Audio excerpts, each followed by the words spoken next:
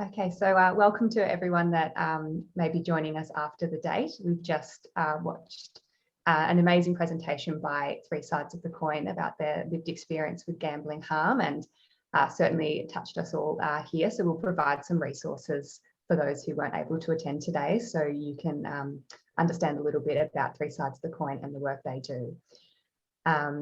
I know earlier when I joined the Gamblers Help team earlier on in the year, it was really these lived experience resources that were fundamental to my learning in gambling harm. I can look at all the statistics I want, but I didn't really start to understand gambling as an issue until seeing some lived experience resources and connecting.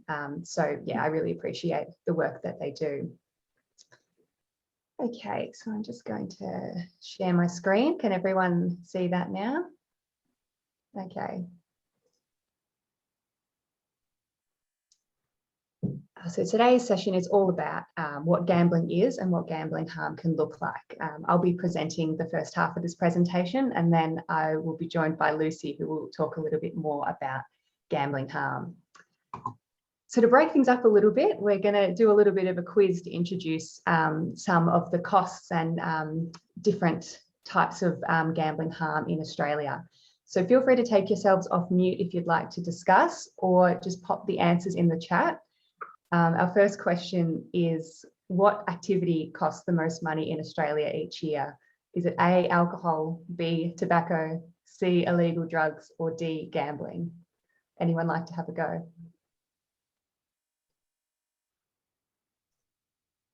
So we've got D from Penny.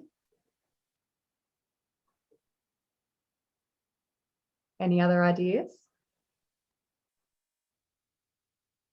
D. Okay. Would have thought illegal drugs, but is it gambling? Interestingly enough, sorry.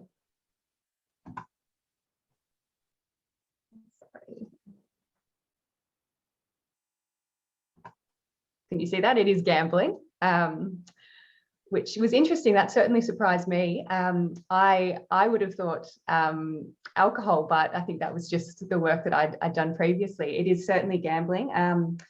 So in 2018, for example, gambling cost Australia 24.8 billion, and that was a 5% increase on the year before. So it's certainly increasing every year. Alcohol in the same year cost 14.9 billion. Illegal drugs cost 9.3 billion, and tobacco was 6 billion. Interestingly enough, with areas like tobacco, they've actually decreased in recent years, where unfortunately gambling is increasing. So it's certainly something we're quite worried about. All right, question 2. Which country has the highest gambling loss per person? Is it A, America, B, Australia, C, Singapore, or D, the UK? B, so we've got Rosie saying Australia. B from Judy.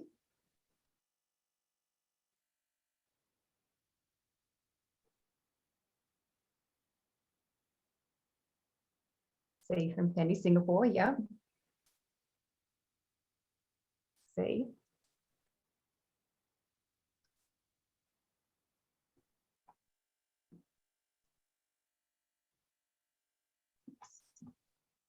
So the answer is, in fact, B. It's Australia, which is really unfortunate. And I've often, when I've asked this question, some people think America. America is actually the highest spend on gambling compared to any other country. But when you break it down to per person loss, it is Australia. The average Australian adult spends about $1,100 a year on gambling. It's followed closely by Singapore. They're about 1,000. So for those who thought Singapore, they do also have quite a lot of problems with gambling cost. But yeah, Australia leads the pack by a long way, and it's certainly something that's quite troubling and shows how specific gambling is to our culture and our systems here. Question 3, which type of gambling has the highest yearly loss in Australia? You've got A, the lotteries, B, pokies, C, sports and online betting, or D, casino.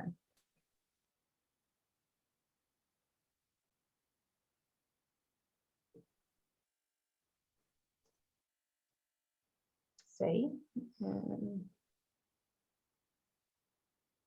B, pokies. We've got a B.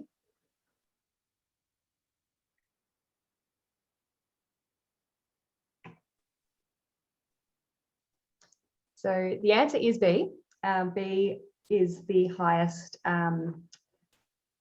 loss in Australia, and it's actually quite significantly. So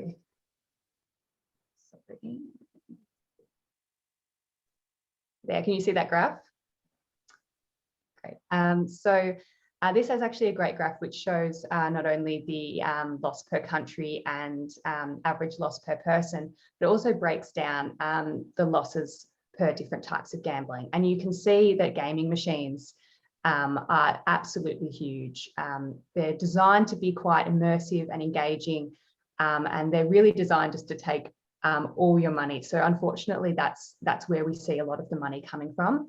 What's interesting with the online and casino bettings, casinos come in at number 2, but only just followed by online and sports betting. But the tricky thing with sports and online betting is it's a lot harder to track. So we know traditionally you might go down to the TAB or have a punt at the races, and that's all can be measured. But with the online market expanding, you can bet on a soccer game that's happening in Belgium at 3 a.m. on your phone. It's so accessible and it's incredibly hard to track. We also know now people use VPNs, so they change their location of their computer and they might bet on something that might be illegal in Australia. Those markets are increasingly growing and we can't really measure it. So that's really an area that is also of concern when it comes to the different types of gambling. And my last question, we're going to bring it home to Stonnington. How much do you think Stonnington lose every day at the pokies? So A, 1,000, B, 10,000, C, 50,000, or D, 100,000?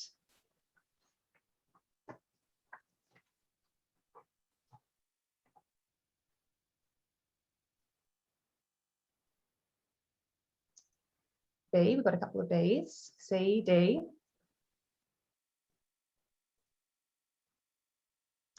It's actually C. The exact figure is about $52,000 a day, and I'll pop that up on the screen now.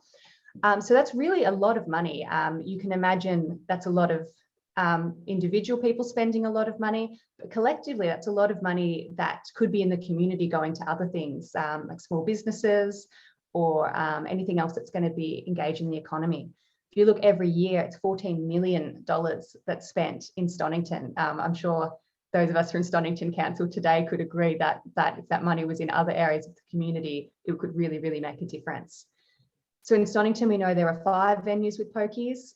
You've got 244 machines. It's actually quite a small amount of machines compared to other councils, which you can imagine that the problem is even bigger in certain other councils, which is really, really worrying because it's quite a lot of money and impact we've got here. So thanks for engaging in the quiz. It's great to challenge your ideas of what you may think gambling looks like by breaking it down like this. So just a little bit of an introduction on Gamblers Help Southern. We are funded by the Victorian Responsible Gambling Foundation and have been based at Connect Health and Community in Bentley East since 1995. And that's when we're not working from home, we're all in the office in Bentley East. We aim to support people affected by gambling and raise awareness of gambling harm in the community, also reducing stigma and shame and make it a really normal and accepted thing to seek support and recover. We are quite a big catchment. Obviously, Stonnington is in our catchment. We work all the way in southeast Melbourne out to Dandenong and Casey Cardinia as well as through Bayside and Frankston Peninsula. So yeah, quite a big, broad range of people that access our services. Our programs include therapeutic and financial counselling. We run a schools education program. We offer venue support to our local gaming venues and do community engagement sessions like we're doing today. So the main thing that's really important to know about our services is we offer free and confidential financial and therapeutic counselling to anyone that's experiencing gambling harm. It doesn't even have to be if you are the gambler yourself. If you are experiencing harm from someone you may know that's gambling, there is support for you too. There is no waiting list, no cap on numbers, which is a really great sessions that are offered compared to other health issues where you may have to pay quite a bit of money or wait a while. You can get straight in and see as many counsellors as you need. We also offer online self-help resources. There are translators, and we have adapted to phone and video counselling with all the changes from COVID. Hopefully this will change a little bit in the coming year and we'll be back more face-to-face, but as we all know, COVID certainly changed some things for us. So I wanted to talk a little bit about why gamble. We've looked a bit at some of the negative consequences and addiction. We've also looked at the cost in the community and on an individual level. So why gamble? It's such a tricky, complex thing. So there are four main reasons why people may engage in gambling behaviour, and this really varies. One reason is gambling can be something that's social. We know, especially at our venues, gambling can be something you can do. You may be greeted by name at a venue, cheap and affordable food. It can be a place you go and feel welcomed. So unfortunately, even though gambling may start off as something that can be social, we know that it actually can become quite isolating. Another reason why people may engage with gambling is its entertainment. It can be something quite fun. A lot of gambling, particularly pokies gambling and sports betting, designed to be quite immersive and engaging. It's designed to be this mindless activity that can give you something to do and distract and engage with. We also know that people may like to gamble for the obvious reason, because there may be a chance of winning some money. We even know that because the chance is small, there's still always a chance of winning. And really, by engaging in gambling, you may be purchasing this hope of more money. So it's certainly an important factor to consider. The last reason, and this is something that's always really important to remember, that gambling can be something to do as a way of coping. We all go through hardships in our lives at different times. And because gambling can be so immersive and engaging, it can be something to distract or manage something else that's going on.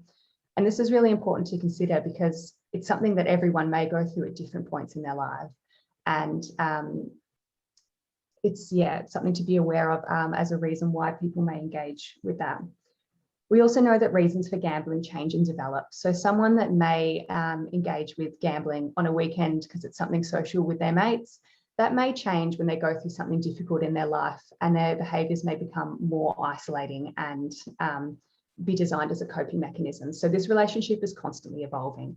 We also know that gambling is quite habit forming, and later on it can be part of that sort of addiction method. It's something that you have to do rather than something that you want to do. The reasons for talking about this lead really well into how things changed over COVID. So we know with the restrictions that happened in the COVID venues, all the pokies were closed. And this seems like a really great thing for gambling harm, because it took away the temptation of going to venues or going to certain events that would trigger gambling responses. Unfortunately, with the changes of COVID, we saw a huge spike in online gambling, as much as a 35% increase in sports and betting racing compared to the previous period. This is certainly worrying because of the ease of access to online betting. It's a 24/7 access. You can have apps on your phone, you can be on your computer, you can bet on a game over in Europe, you can bet on something locally. It's just everywhere. We also saw a big rise in the novelty markets, with some sports decreasing thanks to COVID. There certainly wasn't a decrease in things to bet on. You can bet on anything from when Dan Andrews is going to give his conference, to what Scott Morrison's tie colour is, to who's going to be the next bachelorette. And these markets really saw an increase over the COVID period. Despite the positive impacts of pokies being closed, unfortunately, when they reopened, we saw quite a big spike, as much as a 6.5% increase in January 2021 compared to the previous year. This has been felt more so in some councils rather than others. Stonnington, for example, in the 2018-2019 period, lost $20.4 million to pokies. In the following year, this was a decrease to $14.1 million. But unfortunately, when the pokies reopened, the losses in Stonnington have now increased by an average of $100,000 a month. So for example, January 2020, Stonnington lost 1.6 million. In January 2021, Stonnington lost 1.7 million. And this has been quite consistent in Stonnington's monthly reports. So we know that even though the pokies were closed, the losses are still increasing now. If we go back to looking on why people gamble, you can understand some of these changing behaviours over the COVID period. Something that may have been socially previously may have turned into a coping mechanism through the isolation. Okay, so now I'm going to pass on to Lucy, who's going to break down a little bit more what gambling harm looks like. Thanks, Kate.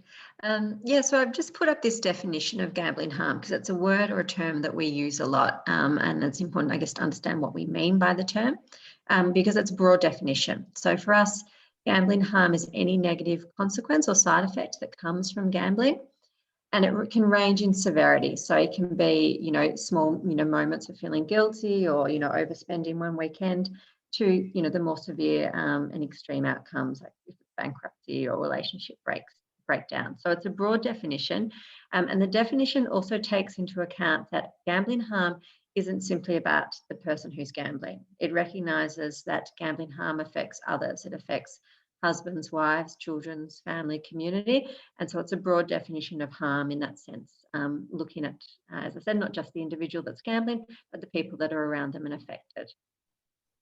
If we go to the next slide.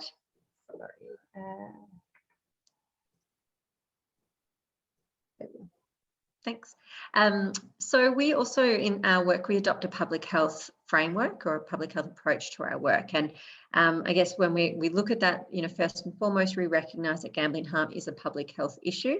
It may not always be talked about or understood in that way, but it is a public health issue. And so we adopt a whole of community approach to this issue and how we go about it. So like other health issues, it's not simply just a matter of, individual choices and decisions that somebody makes.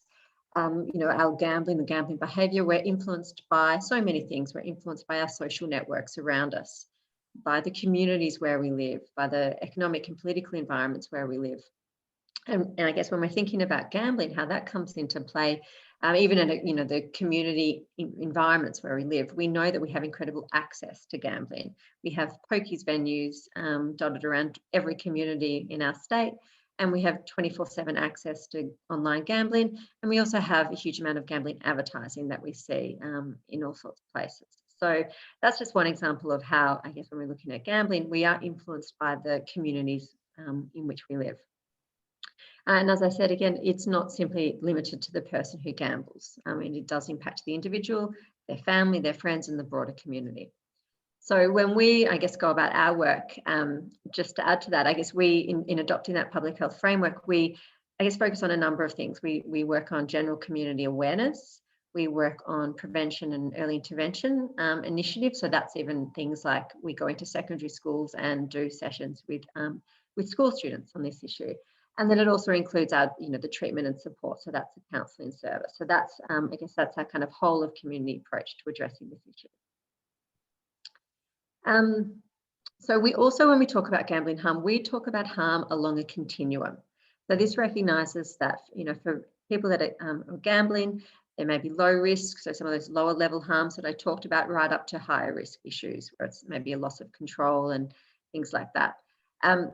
The reason this is important is because we try and get the message across that harm from gambling can start earlier than people might think. Again, we often, sometimes associate gambling issues with that high risk, high end bankruptcy breakdown. But the reality is that the majority of harm in our community from gambling comes from low risk and moderate risk gambling. So in fact, around 70% of all of the harm in our community comes from that kind of cohort of people. And part of that is simply because you've got, the numbers game, most of the people who are experiencing harm would actually fall into that category.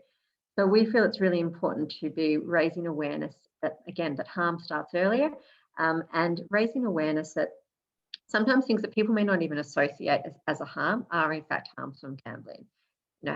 Staying late at the pub and coming home and having a fight with your partner that's harm from gambling, that's harm to your relationship. And we're really keen to sort of talk more about some of those harms as well. I guess the other thing with this harm continuum, it's not a linear process. You don't sort of come in at non-problem and move to low risk and on so on and so on.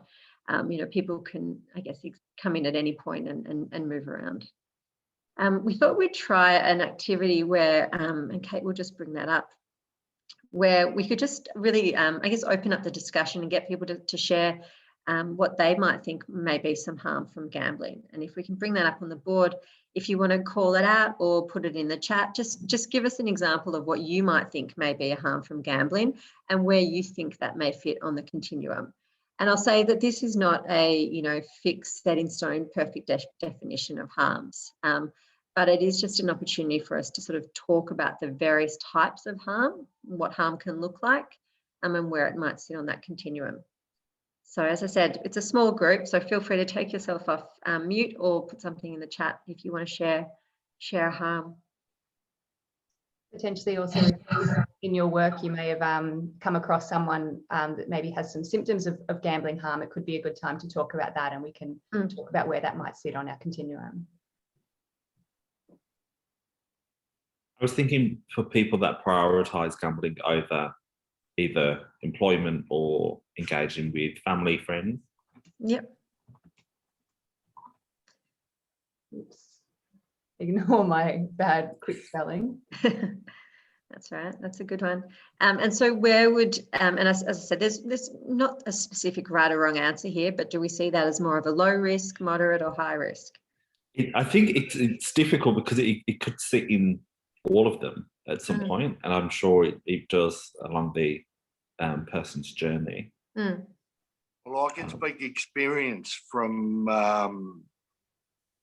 lived experience in relation to gambling harm on spouses and children. When the gambling addiction is fairly solid, then emotions go out the window. I only had one emotion, and that was anger. Even though it was a wrong thing, even though I knew it was the wrong thing, but intimidatory behaviour, ignorance of what's going on around you, and that included work. I travelled to the TAB 3 or 4 times from work. And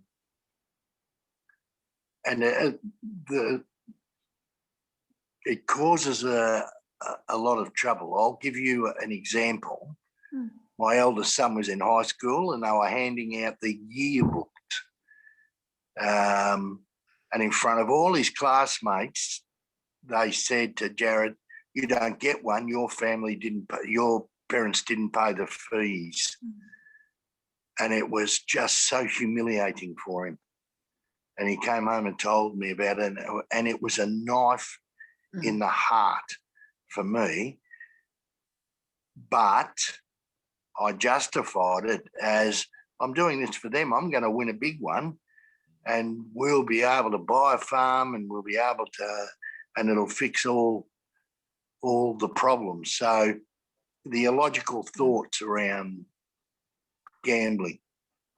A lot of people knew that I had an issue, but a lot of people stepped back because my reaction would be anger.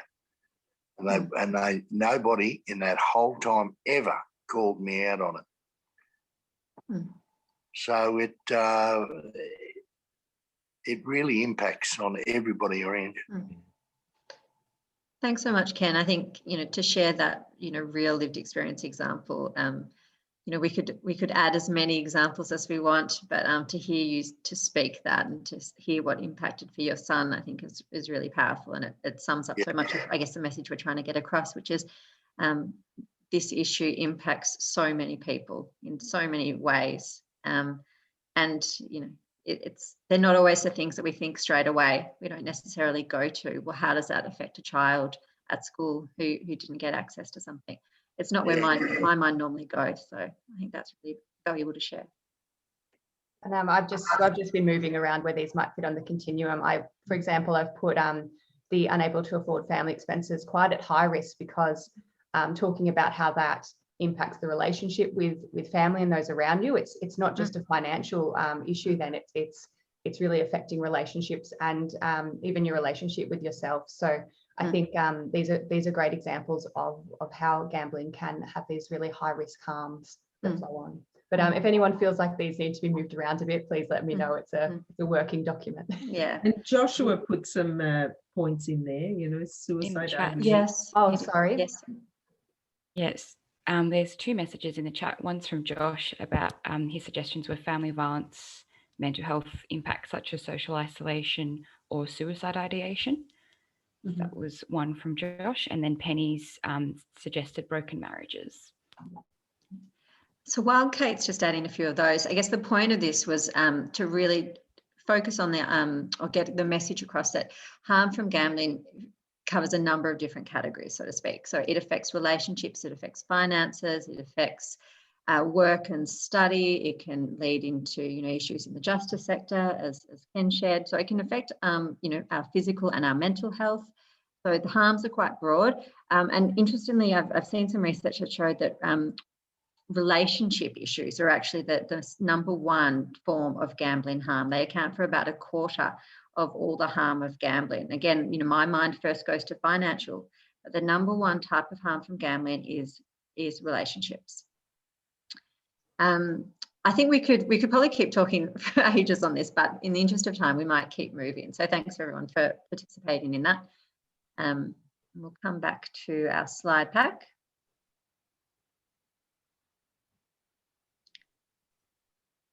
So I've just put up here, and I won't spend a lot of time, but it's really just to talk through some of the common signs of gambling harm. And the reason we share that is, as we all know, gambling harm is something that is often hidden. It's a secret. You know, people don't talk about it, and there's often not the physical signs that we can see with other issues. So it's important to understand some of these signs, so that if we are concerned about friends or family or clients that we're working with, there are some signs to look out for. So behavioural signs, I think Chris might have mentioned that neglect of work and family and other things. Use of alcohol and drugs more often. So we obviously know in this space, you know, gambling, drinking, drugs, they often go hand in hand. When you're doing one, you're often doing the other. So it can certainly increase the use of drugs and alcohol. Emotional signs, unexplained stress. There's a really strong correlation between gambling harm and mental health issues, anxiety and depression in particular. Obviously the financial signs, you know, it's things like even frequently seeking unexplained financial assistance. If people are, you know, frequently coming in and seeking financial support when there's no sort of clear reason of why are they continuing to come back for that. And health signs as well. So again, it's affecting all forms of our life, from our finances to our health to our relationships. We'll move on. So we've just put up here our details, so that if somebody was wanting to refer to, you know, get in touch with our service, our intake team details are there, our phone number, email address, and also there's a 24/7 1-800 number that people can call. And you coming through our intake, we would then put you in touch with one of our counsellors, either our financial or therapeutic counsellor, depending what somebody was looking for. Our counsellors also do secondary consults. So if anybody was ever wanting to reach out to speak with one of our counsellors, they weren't necessarily wanting to refer a client at that point, but just reach out for that secondary consult, our counselling team are really happy to do that as well. We've got our website there as well. So again, there's lots of information, resources, and even an online booking form if you're wanting to get in touch with one of our counsellors. So you can go there for more information. And I think Kate mentioned at the start, but just to recap as well, that our service is there for anyone experiencing harm. So a lot of the clients that we see are family members, husbands, wives, adult children, for example, that are impacted by gambling harm. So I guess I thought I'd very quickly just go over, this was the first in a series of 2 sessions that we were doing with Stonnington. And in terms of our second session, we just thought we'd bring up what we plan to cover in that session. So we'll be going through some in more detail the comorbidities of gambling harm, looking at stigma and how that's a barrier for support. We'll talk a little bit about asking the question with clients, but not only with clients, just with anybody, family or friends. If you're concerned about somebody, how can you have that conversation with somebody? Talk a little bit about clinical definitions, so going into addiction a little bit more. We'll also go into a little bit more detail about our counselling services, so our therapeutic approaches and financial counselling and what that means.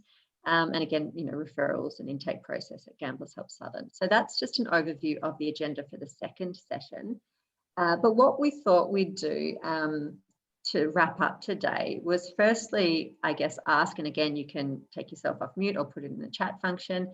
Keen to hear, what have you taken away from today's session? What was sort of a key moment, stat, message, something that when you walk away from today, something that's going to stick with you.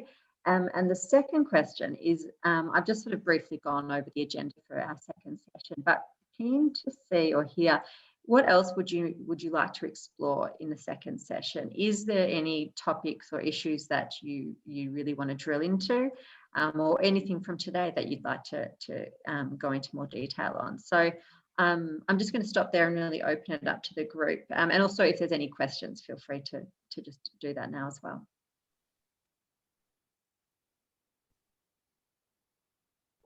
Can I just say, sorry, I'm juggling with doing some homeschooling with my grandson. Yeah. I've certainly thoroughly enjoyed what I've heard. Well, when I say enjoyed, it's a serious matter, but I was very grateful that Stonnington invited my Rotary Club, or a member of the club, to come along. I can't talk for very long, but I would like to pursue this in a sense of a presentation to the club at some stage. Either one of you come and speak to the club with even these screens, so that we can be aware, because we do have a community arm in our club, like that is part of Rotary's avenue of service. So I feel this is something, knowing these figures, and that we are a Stonnington club, and that $50,000 is going every year from gambling. I feel there's an area that we could assist. So that's why I'm appreciating doing this. So I've gained a lot just by learning some of those facts. I mean, I was aware. I mean, there has often been a lot about the pokies that have been, because they're very addictive, and I guess, it's good to be aware of what's around. We think we're all going along, but I think through COVID, it's probably increased. That was a question I put to you, but I put it to Kate, because it seems that COVID, it's worsened. It has worsened the gambling situation. So I'm going to have to leave now, but I would like to thank you, Josh, for letting me come. I've got to now supervise my son in the mathematics section of his workbook. So, but look, I appreciate it and would like to keep in touch, and thank you for the opportunity. Okay. Thanks so much, Penny, everyone, and I'll leave you to it. Thank you. We'll follow up with you separately. Thank you.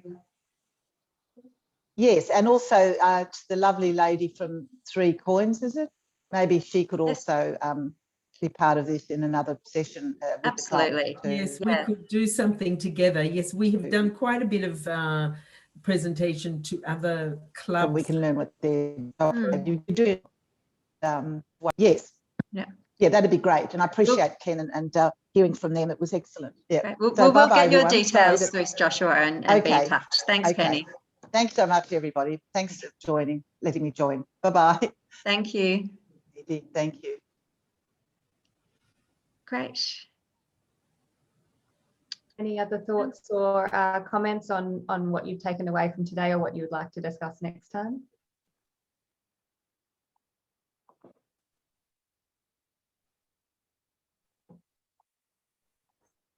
I think part of it, what would be really interesting to unpack next time, and it might be in your itinerary already, but when you've got someone like when Ken and Louise were speaking about, where it's a really complex issue that's kind of linked into a couple of other areas, linked into employment, linked into mental health, when it's a very pervasive issue, how to kind of unpack that. I'm aware just from other sessions I've done on other kind of addictions where you can kind of start to deal with one aspect of it, but if you're not dealing with the problem as a whole, you can kind of get looped back in other ways. So having that holistic approach to supporting someone and linking them in with services is something that I think would be beneficial to unpack. Yeah, we'll cover that. And even having Chris here from Alfred Health, just to give you an example, our counsellors at Gamblers Help Southern, they would work with some of the team at Alfred Health when there are some more complex issues and things like that. So that's just one example of where, and I mean, in all the work our therapeutic counsellors do, it's never just about the gambling. You know, their work is unpacking all of the other issues, and then they link in as needed with other services like the Alfred Health team. Yeah, I was just going to say, I would think it was very rare that someone had a gambling addiction, that there was no underlying reason for it, as there is with generally with alcohol or drugs, substance abuse. Yeah. One of the things that our people, our group, are very keen on talking about is how, as Ken said, no one asked. People knew what was happening. How can we sensitively ask the question? How do you ask the question? And there's a lot to sort of unpack there, I think, and it would be useful to have people with lived experience in the room to help that conversation too. Yeah, I mean, that's interesting about how sensitively, I mean, of course, no one wants to be, you know, horrible or whatever, but I mean, you know, when I've rung up or sought help and, you know, they've said, you know, are you thinking of harming yourself? I mean, they don't, sometimes, yeah, sometimes you can't be sensitive, and it's kind of like direct, sometimes it's like I think you might be a bit relieved if someone actually asked it, you know. I'm working on that actually with Catherine, because in my recovery, I'm just, you know, realising that, you know, my family knew, but why wouldn't they say anything, you know? They did about the drinking. So, and even our experience of presenting to Lifeline, for instance, you know, people were shocked. They said, whoa, we're taught to ask directly about suicide, about drugs, about all the, but nothing has ever been mentioned about gambling. Hopefully, after the few times that we've presented there, hopefully it's more in their screening or in their routine questioning. But yeah, it's a big question, and as you say, the directness is important, yet the sensitivity. I think that's really useful, and what we might do, sort of taking on some of that for the second session, is at the moment we talk about how to ask the question with clients, and that's assuming we're talking to professionals, but I think we can expand that, as I said, to how do you talk to family, how do you talk to friends, and bring that into the conversation. So thank you, that's really valuable. Great. I'm going to just also share in the chat function, if anybody isn't coming to the second session, so sort of looking specifically at Chris or Rosie or Josh, if you aren't planning to come to the second session, we do have a very short online evaluation form that we'd love you to take a moment to fill out. It actually supports not only our work at Gamblers Help Southern, but also the work at Three Sides of the Coin to help us evaluate the work that we're doing. So I'll share that in the chat function, and Josh will also, following this presentation, when we send you the slide pack, we'll include the link to the online survey as well, so that can be forwarded to Penny, for example. But yeah, it's really valuable, as I said, not just for us, but I know Judy and Ken and Louise would value that feedback as well. Will do. Thanks. Is there any other questions or comments? I was just going to say how useful it is to find the sort of the impact locally, and because often we see these sort of national statewide numbers and they can feel very pie in the sky, and that problem is very much over there, like, oh, it has to be rural, all these pokie machines sort of thing. So I found that actually really useful to sort of know the local impacts essentially of your local community as well, which I think makes it a little bit more real for a lot of people. Yeah, thank you. We always find whenever we talk that those local numbers get the biggest reaction. And I want to say I loved your presentation and the way you engaged and the pace of it. And I think, you know, that just receiving facts is so different from having to engage in the question. I thought it was beautifully done. Thanks. Thank you. I'm sure when I started seeing these facts, every time I see a pokey sign, you just notice it more and more. So I'll be curious to see if you guys have that same reaction when you start to see it out in the community.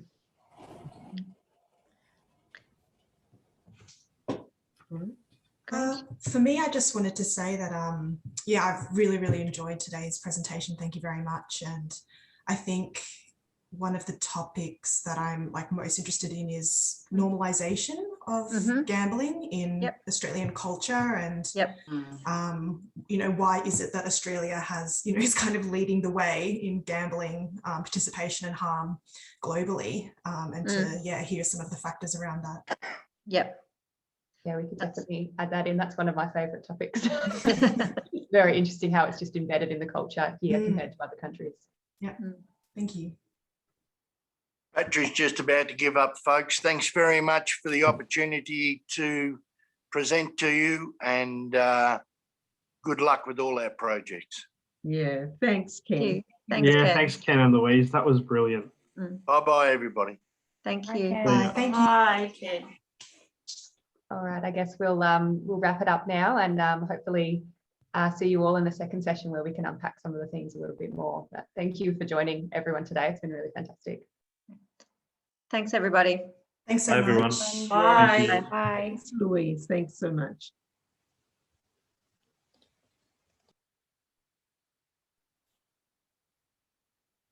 No, I just want to say before I go, that was really great. Really, I'm glad. I mean, it's refreshing. I haven't ever seen a presentation done like that. And I mean, it had, because we were so